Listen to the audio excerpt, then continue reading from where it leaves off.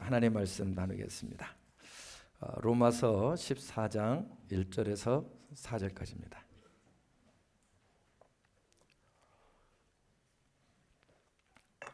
로마서 14장 1절에서 4절 우리 함께 봉독합니다. 믿음이 연약한 자를 너희가 받되 그의 의견을 비판하지 말라. 어떤 사람은 모든 것을 먹을 만한 믿음이 있고 믿음이 약한 자는 채소만 먹느니라. 먹는 자는 먹지 않는 자를 업신여기지 말고 먹지 않는 자는 먹는 자를 비판하지 말라. 이는 하나님이 그를 받으셨습니다. 남의 하인을 비판하는 너는 누구냐? 그가 서 있는 것이나 넘어지는 것이 자기 주인에게 있음에 그가 세움을 받으리니 이는 그를 세우시는 권능이 주께 있습니다. 아멘. 네, 오늘 말씀 제목은 제자되는 교회는 분쟁이 있을 때에 그것을 거룩해지는 성화로 성화시키는 교회입니다. 그래서 분쟁을 성화시킵시다 하는 겁니다. 교회는 예수님의 지체들이 모여서 한 몸을 이루어가는 곳이 교회입니다. 그래서 그리스도의 몸이라. 그런데 여기서 우리가 이루어간다라고 하니까 과정이 있는 거죠. 어느 날 불 받아서 은혜 받아서 몸이 딱 되는 것이 아니라 과정이 있고요. 그렇기 때문에 그 과정 속에서는 얼마든지 갈등이 일어나기도 한다는 말이 됩니다. 그래서 성경에서 보면은 그런 갈등이 가장 많았던 대표적인 교회가 고린도 교회예요. 그런데 이상하게도 이 고린도 교회는 성령의 역사가 가장 크게 나타난 교회였습니다. 방언, 또 병 고치는 역사, 애언하는 사람들, 이 성경에 나타난 모든 하나님의 은사들이 고린도 교회에서 다 나타나요. 그런데도 그런 은혜를 받고서도 분열이 생기고 서로 나중에는 고소하고 고발하는 사태까지 일어납니다. 그리고 은혜로 가장 소문이 난, 은혜가 많은 교회로 소문이 난 빌립보 교회에서도 분쟁이 일어나는데요. 유오디아와 순데게라는 여인이 있었어요. 이 두 여인은 정말 주님을 사랑해서 너무나 헌신적이었고 지도력도 있고 똑똑했는데 그 두 여인이 서로 반목하고 갈등하는 바람에 교회에 분쟁이 생깁니다. 은혜가 넘쳤던 초대교회에도 이런 분쟁의 문제가 있었구나. 그래서 사도 바울의 서신들을 총 13권 정도 들여다보면 갈등이 없는 교회가 없다는 걸 알 수 있죠. 지금 우리가 로마서를 보고 있는데 로마 교회는 어땠느냐? 로마 교회도 마찬가지였습니다. 사도 바울은 로마 교회에 직접 아직 가보지는 못했지만 들리는 소문에 의해서 보니까 그들이 크게 갈등하는 두 가지의 문제가 있다는 것을 알았습니다. 당시에 대부분의 교회들은 유대인들이 그리스도를 믿게 된 유대인 신자와 유대인의 전통을 전혀 모르는 이방인 신자들이 함께 모여서 예배드렸어요. 문제는 너무나 배경이 다르고 환경이 다른 곳에서 살았던 사람들이 만나니까 함께 신앙생활을 하니까 계속 충돌하는 일이 발생할 수밖에 없었다는 거예요. 어떤 문제였냐면 유대인들은 아주 어릴 때부터 율법을, 모세의 오경을 아주 엄하게 지키면서 성장했습니다. 그러다 보니까 예수님을 믿고 하나님을 만나고 구원을 받았음에도 불구하고 성경에 기록된 내용이고 어려서부터 몸에 배어 있다 보니까 그 습관을 그냥 그대로 고수하는 유대인들이 많았어요. 잘못된 것은 아니지요. 예를 들면은 그들은 레위기 11장에 의거해서 정결한 음식과 부정한 음식을 나누고 절대로 부정하다고 말씀하신 음식은 먹지 않았습니다. 예수님을 믿은 다음에도 그 습관을 쉽게 버리기가 어려웠어요. 더구나 당시에는요, 시장에서 고기를 팔 때에 반드시 그때의 시대의 문화는 짐승을 우상에게 제사를 드린 다음에서라야 그것을 시장에다가 팔 수 있었다는 거예요. 100%. 그렇기 때문에 유대인들은 그것을 끔찍하게 여기고 우상에게 드렸던 제물을 우리가 사다 먹는다는 것은 있을 수 없는 것이다. 우리가 고기를 좋아할지라도 차라리 고기를 먹지 않겠다. 그러면서 경건하게 살려면은 채식을 하자고 주장을 했어요. 지금 21세기에도 그런 분들이 있잖아요. 어떤 이단에서는. 그러다 보니까 점점 고기를 먹는 사람들을 보면, 교회 안에서 고기를 먹는 사람을 보면 마음이 어떻겠어요? 불편해지기 시작하는 거예요. 왜 저러지? 그러면서 결국에는 믿음이 없는 사람들이라고 비난하기 시작했어요. 또 한 가지 음식 문제만이 아니었고, 유대인 그리스도인들은 예수님을 영접하기 전에 토요일을 안식일로 지켰었습니다. 그런데 당시의 사도들은 예수 그리스도로 인해서 주님이 부활하지 않았다면 우리가 구원을 받지 못했기 때문에 그분들은 자기들도 습관에 매여 있으니까, 또 예배를 자주 드리는 걸 더 좋아하니까 토요일도 예배를 드리고, 그리고 반드시 주일날 모여서 또 예배를 드렸다는 거예요. 그런데 이 유대인 신자들은 이 토요일에 예배를 드리지 않는 사람들을 보면 불편해지기 시작하는 거예요. 그래서 반드시 안식일을 지켜야 한다고 주장했는데, 이에 반해서 이방인 신자들은 뭔 소리냐, 그것은 너희들의 전통이지, 예수 믿는 사람은 다 구원받고 자유인인 거 아니냐, 무슨 음식이든지 다 하나님이 창조하신 것이고 그것을 감사하게 받으면 그거 다 은혜의 음식이지 버릴 것이 어디가 있느냐 하면서 자유롭게 막 먹었던 거죠. 또 안식일이라는 것도 너 유대인이나 지켜라, 그거 너 그 안식일 지키고 구원받았냐. 우리는 창조의 그 절기 7일에 의거해서 주일날 우리 예수님이 우리를 구원하시고 생명 주신 날, 그날을 우리의 안식일로 지키겠다, 꼭 토요일날 지켜야 되냐, 우리는 천국 가는데 아무 지장 없다 하다 보니까 이제 갈등이 일어나고 다툼이 일어나고 나중에는 서로 반목하는 관계가 될 수밖에 없었다는 거예요. 자, 그러면은 이런 문제들이 우리 안에서 발생할 때 어떻게 처리해야 될까에 대한 오늘 말씀의 내용입니다. 사도 바울은 이 문제를 이 사람이 옳다, 저 사람이 옳다, 옳고 그름으로 절대 보지 않았다는 거예요. 오늘 1절을 보세요. 다만 사도 바울은 이렇게 말했어요. 믿음이 연약한 자를 너희가 받되 그의 의견을 비판하지 말라 그랬다는 거예요. 그러면 지금 이 말을 누구에게 하고 있는 거예요? 믿음이 강한 사람을 향해서 하고 있는 거예요. 그러니까 사도 바울은 지금 이 문제는 죽고 사는, 구원 받느냐 못 받느냐의 문제가 아니라 믿음이 강한 것과 아직은 믿음이 약한 그런 문제라는 거예요. 옳고 틀리는 문제가 아니니 비판하고 다투지 말라는 거죠. 이렇게 죄냐 아니냐에 대해서는 우리가 민감해야 되지만, 물론 그것도 하나님 앞에서 기도해서 결정해야 되겠지만은, 죄도 아닌 문제를 가지고 그런 것을 이래도 상관없고 저래도 상관없는 문제를 가지고 다투어서는 안 된다. 이런 것을 신학적인 용어로 아디아포라라 얘기해요. 아디아포라는 뭐예요? 대수롭지 않은 거예요. 대수롭지 않은 거예요. 그것을 한다고 해서 천국 가는 것도 아니고 그것을 안 한다고 해서 지옥 가는 것도 아닌 대수롭지 않은 거라는 거예요. 근데 이 대수롭지 않은 거, 여러분도 아시다시피 하나님이 하라 하신 것을 하지 않으면 죄입니다. 그래서 하나님이 하라 했는데 내가 안 되면 마음이 가난해지게 돼 있고 애통하게 돼 있고, 그래서 하나님께서 성령을 더 부어주게 돼 있어요. 반드시 하게 돼 있어요. 또 하지 말라 하는 것도 죄가 되는 거예요. 그런데 모세오경 중에 레위기는 하나님과 예배를 통해서만 우리가 은혜를 받고 영이 살아나고 세상에 나아가 승리할 힘을 얻기 때문에, 레위기는 다 예배에 대한 말씀인데 11장에서 음식에 대한 규례를 주셨어요. 그래서 이것은 너희가 먹을 수 있고 이것은 먹어서는 안 된다라고 한 거예요. 그러면 그 원뜻이 이러이러한 음식만 안 먹으면 다 천국 간다는 얘기예요? 그러면 예수님 오실 필요가 없었겠죠. 구약은 믿음이 약하고 성경이 없는 사람들을 위해서 하나님이 말씀하신 거란 말이에요. 그렇기 때문에 두루마리의 이 말씀을 갖고 다니는 한 집안이 그걸 살 수도 없고 갖고 있을 수도 없어요.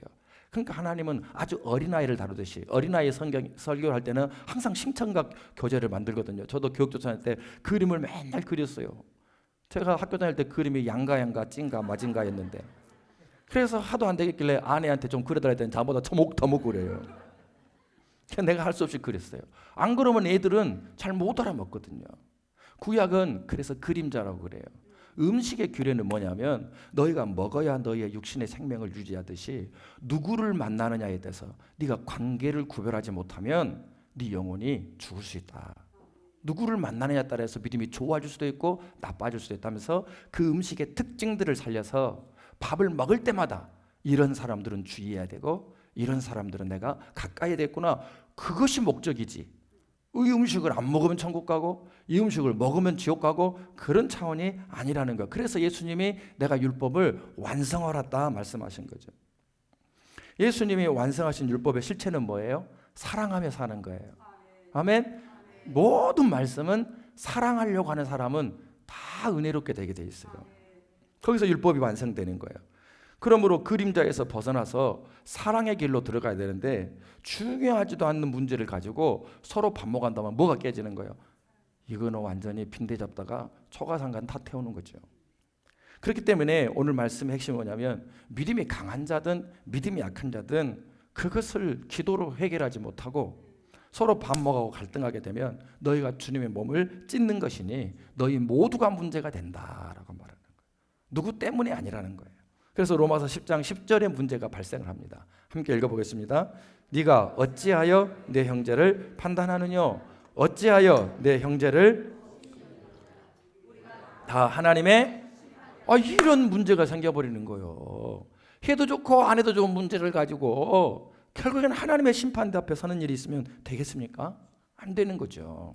그래서 두 번째로 우리가 살펴볼 것은 그러면 이렇게 갈등이 일어날 때에 우리는 어떻게 문제를 해결해 가야 되느냐 하는 거예요. 그것이 오늘 1절 말씀이에요. 1절 말씀을 다시 한번 볼까요? 너희가 믿음이 약한 자를 너희가 받되 그랬단 말이에요.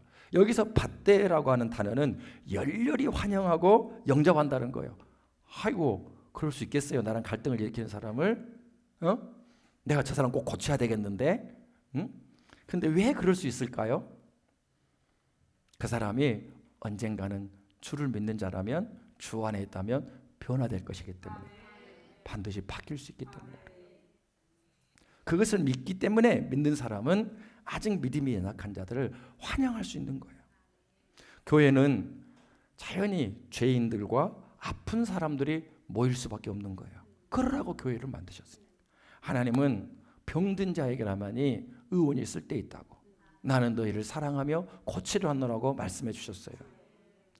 하지만 교회가 왜 어려움을 겪느냐 하면 자칭 강하다고 하는 사람 의인들 때문에 자칭 의인들 때문에 약한 사람들을 자꾸 자기가 고치려고 하거나 비판함으로 인해서 생기는 거예요. 그런데 여러분 동물의 왕국을 간혹 보면은 동물들은 어쩐 줄 아십니까? 자기 딱 그 무리 안에서 약한 자가 생기잖아요. 그럼 물어서 죽여버려요. 다 달라들어서. 약한 자를 용납을 못해요. 근데 묘하게도 하나님이 없는 세상에서 살던 그 방식은 뭐냐면 세상 사람들은 약한 자를 멸시하고 공격합니다. 그러나 아픈 사람, 돈 없는 사람, 환난당한 사람, 온통한 사람들이 받아야 되는 것이 바로 주님의 교회라는 거죠. 생각해 보세요.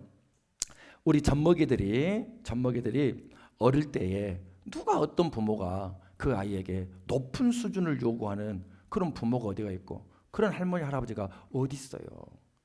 그냥 젖먹이 때는 그저 잘 먹고 잘 자기만 해도 너무너무 예쁘고 사랑스럽게 보이잖아요. 마찬가지로 우리가 예수 그리스도를 영접하여서 영적으로 거듭났다고 얘기하잖아요. 영접하면. 그러면 성경에 말하기를 아직 영적인 어린아이가 있고 그 다음에 영적인 청년이 있고 영적인 아비가 있다고 그랬단 말이에요. 성장 과정이 있는 거예요. 믿음이라고 어떻게 다 같은 믿음이 되겠어요. 만일 이 아이가 한 2살쯤 3살쯤 되더니 엄마 내가 도저히 엄마만 고생시켜서 안 되겠습니다. 그러면서 뿔뿔뿔 기어가가지고 가스레인지에 불을 켜고 국을 끓이기 시작하고 엄마 좀 제발 좀 주무세요 그러면서 지가 쌀을 씻히고 그러면 와 천재가 나타났다. 그럴 부모가 어디 있어요? 큰일 났다. 내가 무엇을 잘못했기 때문에 얘가 이럴까? 그렇게 생각하지 않겠어요? 그건 효도가 아니라 근심이죠. 그 어린아이 때는 마음껏 투정 부리고 또 잘 먹고 잘 싸기만 해도 너무나 예뻐야 되는 거 아닙니까? 만약 아이가 가만히 있고 근심하고 있다면은 이 아이가 틀림없이 어떤 거예요? 아픈 거예요. 아프지 않으면 애들은요 곧 쓰러기 전에도 열이 막 39도도 막 웃다 갑자기 픽 쓰러지잖아요. 그게 아이의 모습이에요. 그와 같이 처음 교회에 오신 분들 중에서 막 은혜 받아서 태어난 분들은 교회의 질서가 뭔지도 모르고 성경도 모르고 그저 뜨거워서 막 여러 가지 행동을 할 수 있고 그것을 해야 비정상이다 정상이다 정상이다는 거예요. 근데 저것은 우리 교회 온 지 얼마나 됐다고 굴러온 돌이 그러면 안 된다. 그래서 은혜를 받고 나면 막 뜨거워져서 주님을 위해서 뭔가 또 하고 싶고 막 또 간증도 하고 싶고 아이고 나대네. 그러면 안 된다는 거예요. 은혜를 받았는데도 가만히 있는 것이 이상한 것이라는 거예요. 할렐루야. 그래서 저는 볼 때 지금까지 보니까 주일에 막 은혜 받아가지고 목욕 제기를 하고 꼭 주일날 오시는 분들이 있어요. 또 어떤 분들은요 주일날이라면 적어도 우리가 가정 예배를 드려야 된다. 그리고는 가정 예배를 드리고 오시는 분도 있고요. 어떤 분들 과거에 우리 신앙의 선조를 보면은 수치로 옷을 데릴 때 말이에요. 그때도 옷을 깨끗하게 다려 가지고 다려 입고 흰 고무신도 딱딱 닦아서 오신 분들도 있고. 그리고 또 헌금할 때 어떻게 하나님한테 그냥 갖다 드리냐 그러면서 그 전날 다 다려 가지고 성경 속에 넣어 가지고 오시기도 하고. 그런데 그런 걸 보면서 저 사람은 저렇게 형식적이야. 이렇게 해서는 안 된다. 또 이에 반해서 교회 올라면 목욕하고 와야지. 그냥 와? 뭐 이렇게 나처럼 가정 예배를 드리고 와야지. 이런 식으로 해서도 안 되는 것이다. 그것은 해도 좋고 안 해도 좋은 그런 것이다 하는 거죠. 그러므로 오늘 말씀에서는 그런 일로 서로를 고통스럽게 하고 마음 상하게 하고 그래서 그 결과로 교회가 깨지게 하고 영혼을 실족시켜서는 안 된다는 거죠. 진리도 아닌 문제를 가지고 목숨을 걸고 비판하는 행위를 해서는 안 된다. 하지만 지난 시절 우리 교회 역사를 돌아볼 때에 그러지 못했다는 것이죠. 예배 시간에 박수를 치면서 찬양할 것인가 말 것인가 가지고 교회가 갈라져 버려요. 그랬어요. 20, 30년 전에. 또 예배 시간에 악기를 사용해야 되느냐 말아야 되느냐 가지고 얼마나 그 은혜스러웠던 교단이 확 터지게 싸워가지고 나눠져 버렸어요. 악기파, 무악기파. 하고 처음에 나 잘못 알았고 악기파인가? 저 싸만 가 보니까 악기인가 보다. 그래. 말도 안 되는 거 지금은 다 사용하고 있거든요. 1, 20년 지나면 아무것도 아닌 거. 처음에 내가 좀 불편해서 그런 것이지. 또요. 지금은 주일밤 예배 드리는 교회가 거의 없습니다. 시대가 바뀌어 버려 가지고. 그런데 그 주일 예배를 드리네 안 드리네 가지고 교회가 박 터지게 싸움하고 몇 년간을 갈등하고 이렇게 될 줄 알았겠어요. 여러분 교회가 성가대가 있든지 없든지 초대교회에 성가대가 있었겠어요? 동굴 속에서 숨어서 예배드려야 되는데 거기에 뭔 꽃꽂이가 있었겠어요? 예? 초대교회 당시에는 그거 없이도 얼마든지 은혜롭고 얼마든지 강하고 본질이 뭐냐는 거예요. 있어도 좋고 없어도 좋은 거란 말이죠. 그것은 싸울 문제가 아니에요. 이런 아디아프라 문제 앞에서는 어떻게 해야 되느냐? 그냥 입 다물고 기도하면 되는 거예요. 하나님이 하시도록 맡겨드려야 된다는 거죠. 그리고 그럼으로 인해서 내 믿음이 성장하는 거예요. 사랑이 율법의 한 장인데 그럼으로 인해서 내 사랑이 커지는 거라는 거예요. 그런데 침묵하지 못하고 이 아디아포라의 문제를 마치 성경의 진리처럼 막 핏대를 세우고 나오는 사람들로 인해서 교회가 늘 어려움을 겪었다는 거죠. 특히 자칭 보수적이라고 하는 사람들. 그 사람 너무 외골수적으로 자기들이 경험한 거, 자기들이 좋다는 것을 막 내세우다 보니까 겉으로 볼 때는 그 사람이 경건한 것 같지만은 속을 딱 뒤져보면은 성경하고 전혀 관련이 없어요. 나는 어렸을 때 이렇게 성장해 왔네. 내가 섬겼던 교회는 이렇게 했었네. 다 그런 얘기예요. 또 중요한 것으로 예를 들면은 술 마시고 담배 피우는 것이 과연 죄냐 아니냐를 가지고 논쟁하는 것은 성경적인 것이 아니라는 거죠.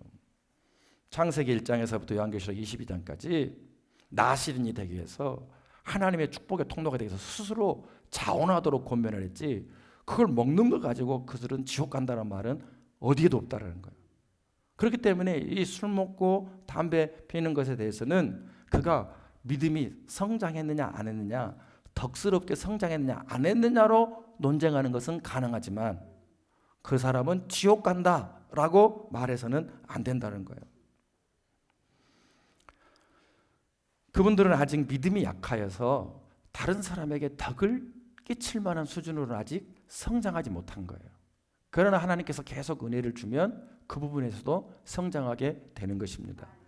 기다려주지 못하고 그 사람이 아예 신앙이 없는 것처럼 그럼 술, 담배 안 하는 사람은 다 천국 갑니까? 아니라는 거잖아요.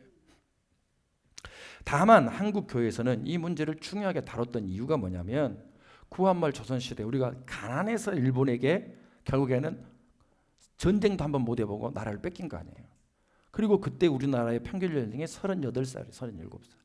전부 다 술과 담배에 쩌들어서 부인 때리고 가정 파탄나고 그렇기 때문에 선교사님들이 이래서는 안 되겠다. 그래서 그들에게 우리가 금식도 하는 마당에 신앙의 덕을 세우기 위해서 그래서 그것을 하나의 경건의 하나의 줄기로 잡고 우리나라에서는 권장했던 것입니다.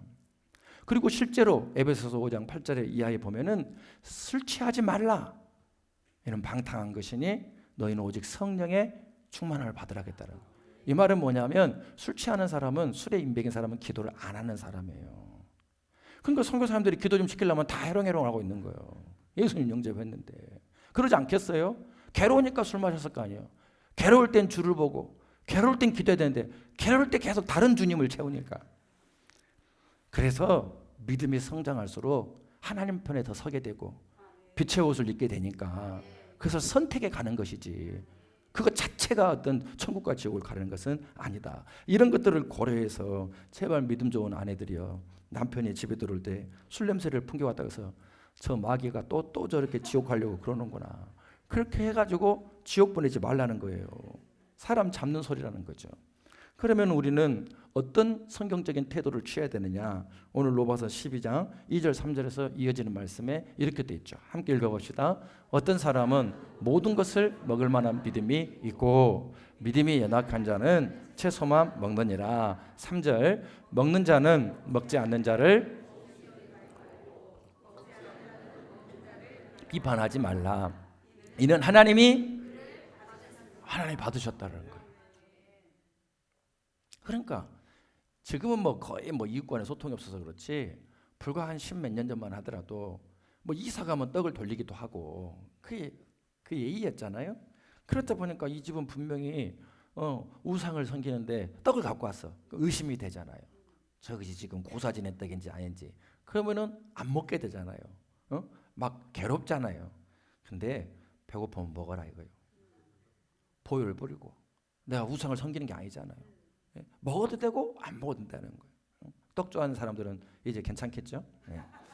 교만 중에 가장 큰 교만은 뭐냐면 영적인 교만이에요. 하나님이 인정해주도 않았는데 스스로 교만해지는 고라 같은. 또 수치 중에 가장 큰 수치는 영적으로 당하는 수치예요. 자기가 마치 뭐나 되는 것처럼 했는데 오히려 마귀에게 된통 당하는 일. 우리가 깨어있지 못하면 이렇게 말씀에 서지 않으면 마귀에게 엄청난 수치를 당하는데 이것은 세상에서 받는 멸시와 천대와 수치보다도 훨씬 더 강력한 거예요. 그러므로 우리는 말씀을 따라서 잘 살아야 되는 것입니다. 3절에 뭐라고 되어 있어요? 하나님께서 저를 어떻게 했다? 받으셨다는 걸 받으셨다는 거. 받아버렸는데 하나님이 받아버렸는데 네가 왜 그럼 하나님이 잘못됐다는 거냐? 판단하지 말라는 거예요. 또 4절에서 보면은 뭐라고 되어 있어요? 읽어봐요. 시작. 남의 하인을 너는 누구뇨?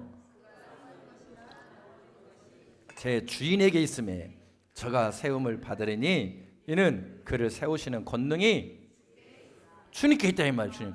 주님이 지금 열심히 세우고 있는데 네가 왜 그거를 깨려고 하느냐? 방해하려고. 네가 어떻게 책임지려고 그러냐? 네가 주인도 아닌데. 누구든지 그래서 주님의 자녀라면 그분이 분명한 예수 그리스도를 영접한 사람으로서 그가 고백하고 그렇게 살려고 늘 힘쓰고 있다면 판단하는 일을 해서는 안 된다. 네. 옆 사람에게 우리는 판단하지 않겠습니다. 이렇게. 그리고 한 번 더 쳐다보고 그걸 아는 사람이 그래. 이렇게. 하지 마요.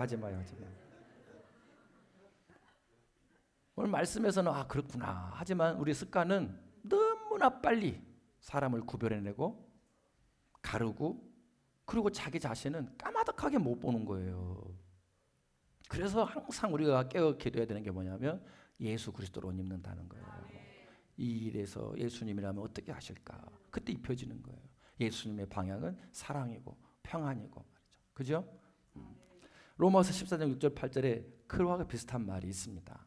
나를 중히 여기는 자도 주를 위하여 중히 여기고 먹는 자도 주를 위하여 먹으니 이는 하나님께 감사하며 먹지 않는 자도 주를 위하여 먹지 아니하며 하나님께 감사하느니라. 우리 중에 누구든지 자기를 위하여 사는 자가 없고 자기를 위하여 죽는 자도 없도다. 8절에 함께 읽어봐요. 우리가 살아도 주를 위하여 살고 죽어도 주를 위하여 죽나니 그러므로 사나 죽으나 우리가 주의 것이로다. 아멘. 이것을 딱 기억하는 순간에 정신이 차려지는 거예요. 내가 주인 행세를 하면 안 되는 거잖아요. 오늘 로마 교회는 이 말씀 때문에 문제가 해결되어 버렸다는 거죠. 그리고 로마를 복음으로 바꿀 수 있었다는 거예요. 섬길 수 있었다는 거예요.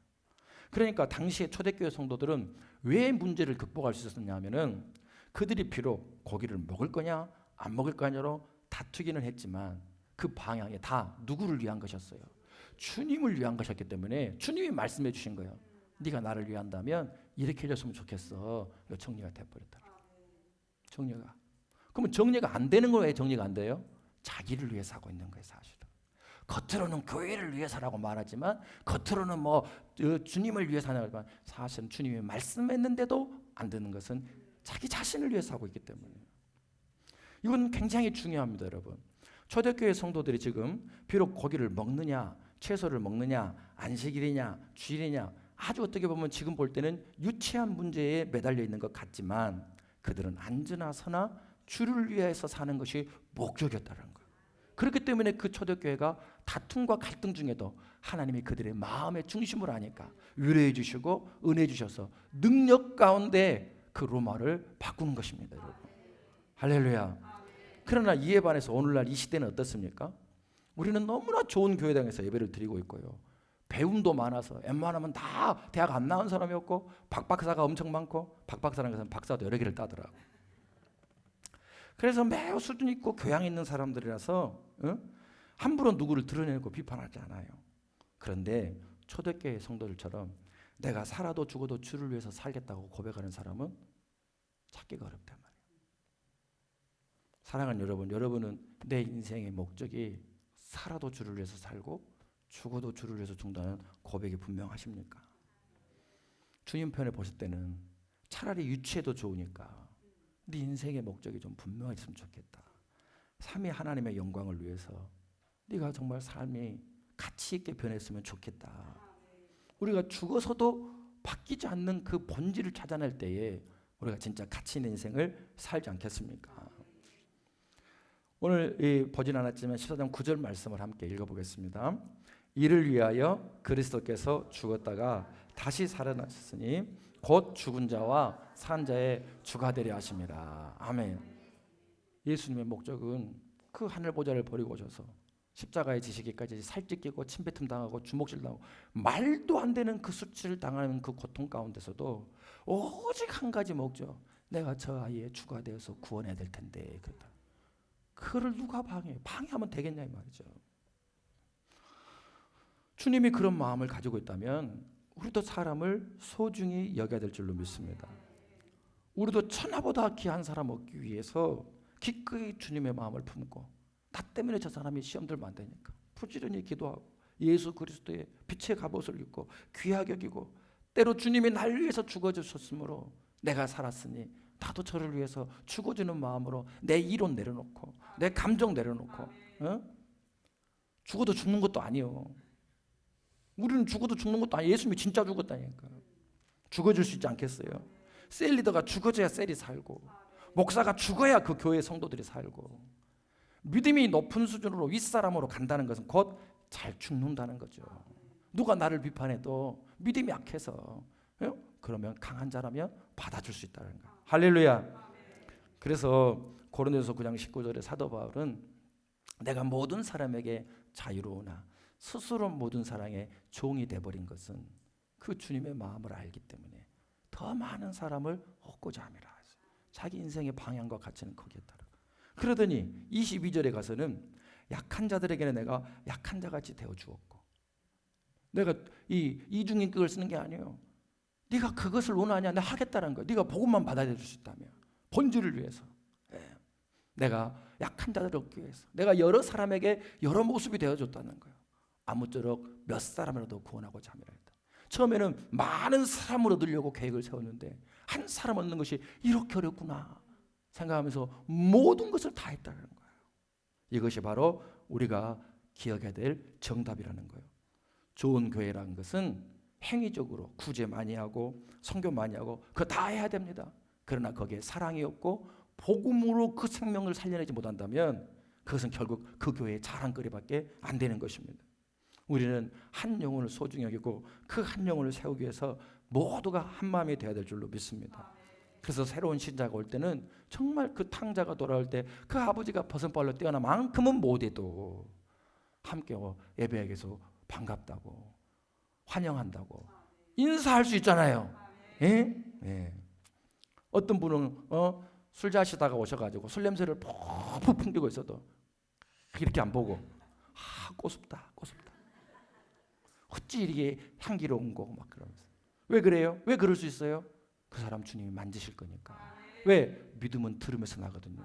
내가 정죄해가지고 그 사람이 예배 나와서 예배 나오다 보면 은혜 받았을 것인데 내가 그 사람 정죄해가지고 빨리빨리 어떻게 하려다가 그래가 더 망쳐버리잖아요.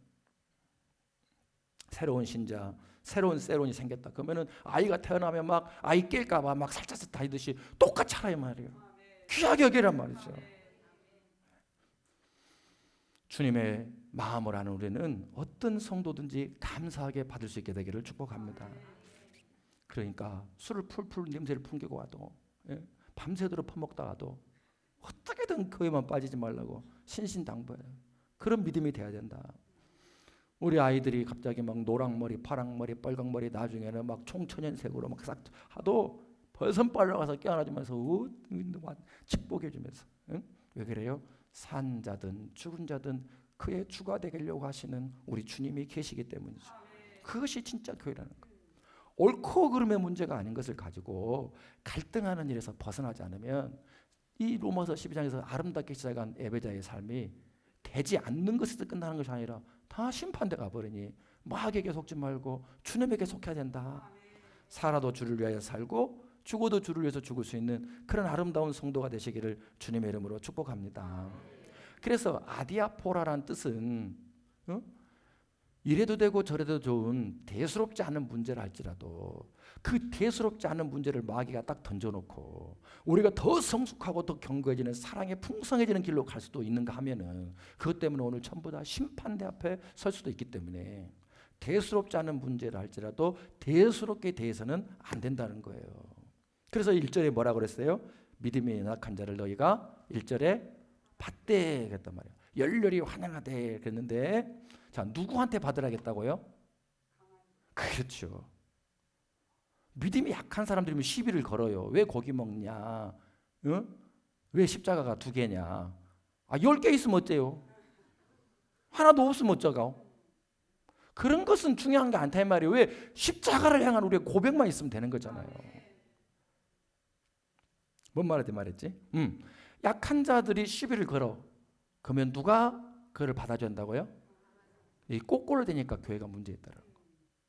강한 자는 침묵하는 자예요.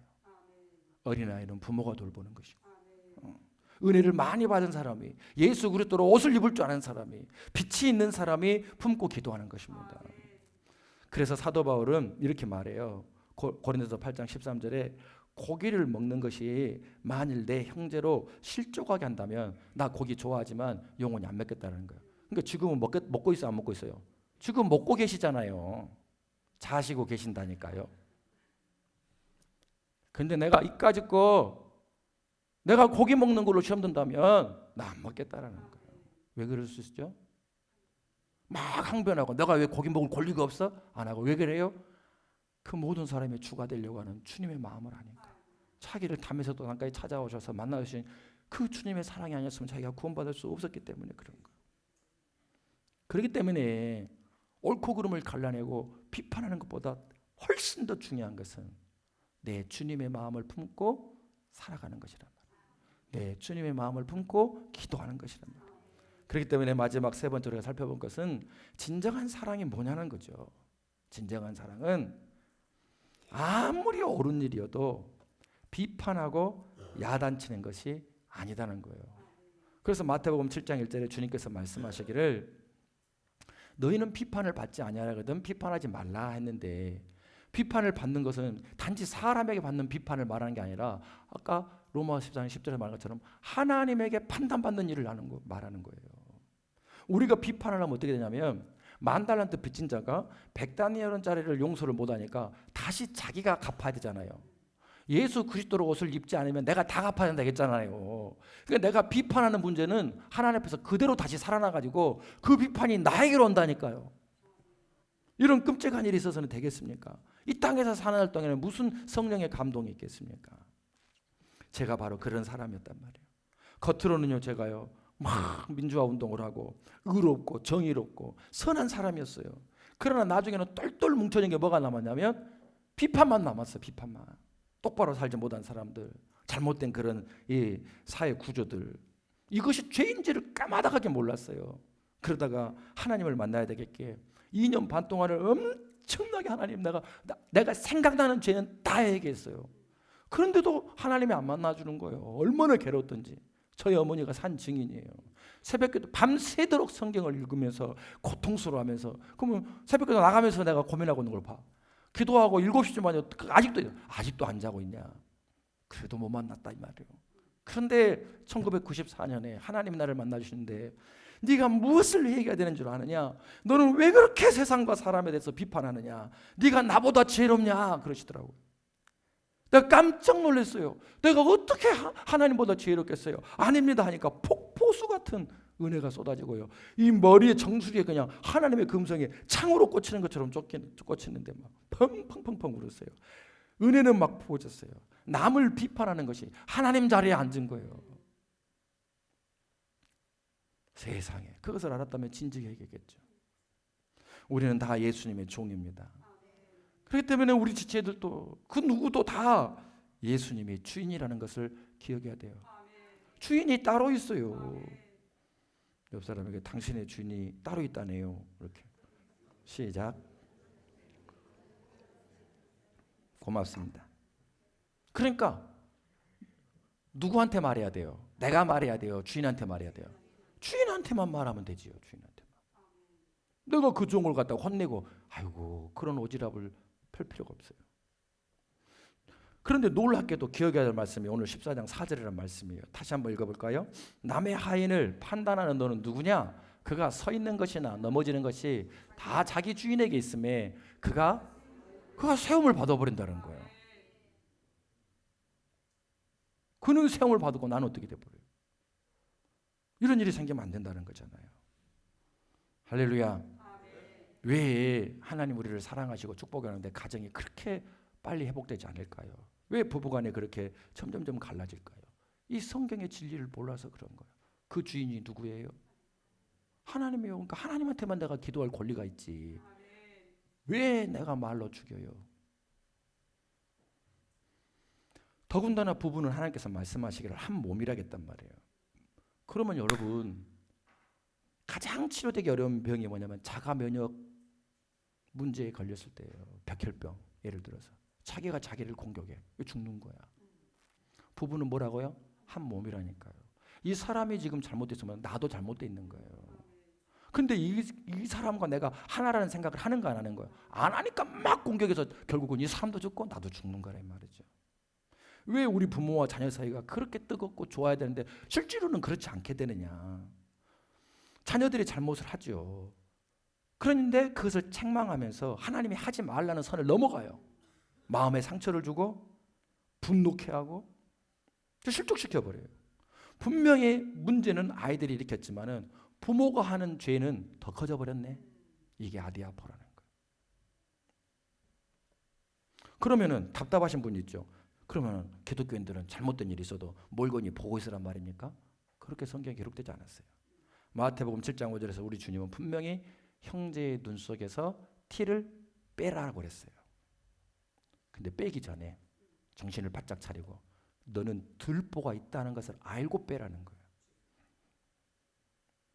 내 눈에 들보가 있다는 것을 부끄러움을 가지고 죄송한 마음을 가지고, 그러나 저분은 참 훌륭한 분인데 저것만 없으면 좋을 것 같아서 이야기할 때는 태도가 다르는 거예요. 나는 너보다 나아. 이런 마음으로 하는 것은 어떤 역사도 일으키지 못하는 거예요. 예수님은 내가 비판하려고 하는, 내가 눈 속에서 빼내려는 그 사람을 위해서 죽으셨어요. 십자가에서 피를 철철 흘리고 죽으셨대. 근데 주님이 겨우 살려놨더니 내가 그를 다시 죽여요? 있을 수 없는 일이에요. 그러므로 이제 누군가를 생각 없이 비판하며 습관적으로 살아왔다면 그 죄를 오늘 우리 모두가 회개할 수 있게 되기를 축복합니다. 우리 모두의 주인은 주님이십니다.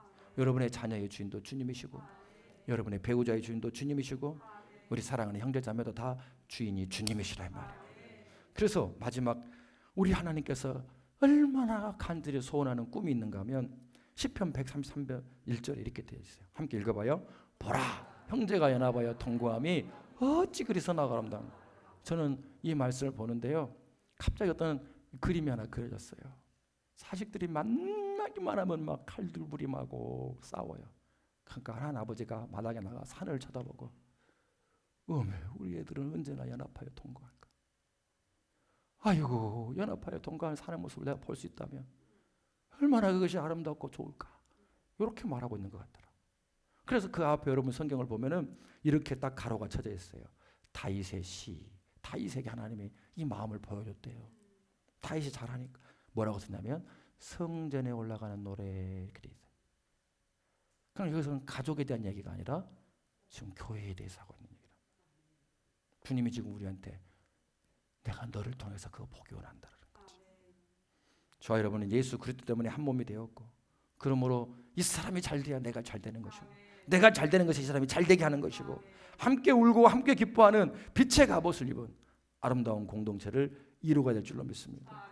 그럴 때 우리를 볼 때마다 고맙다 하시고, 마지막에 심판대에 세우는 것이 아니라 영광의 보좌의 자리에 앉지 않으면서 네가 어떻게 했는지 내가 다 알고 있다.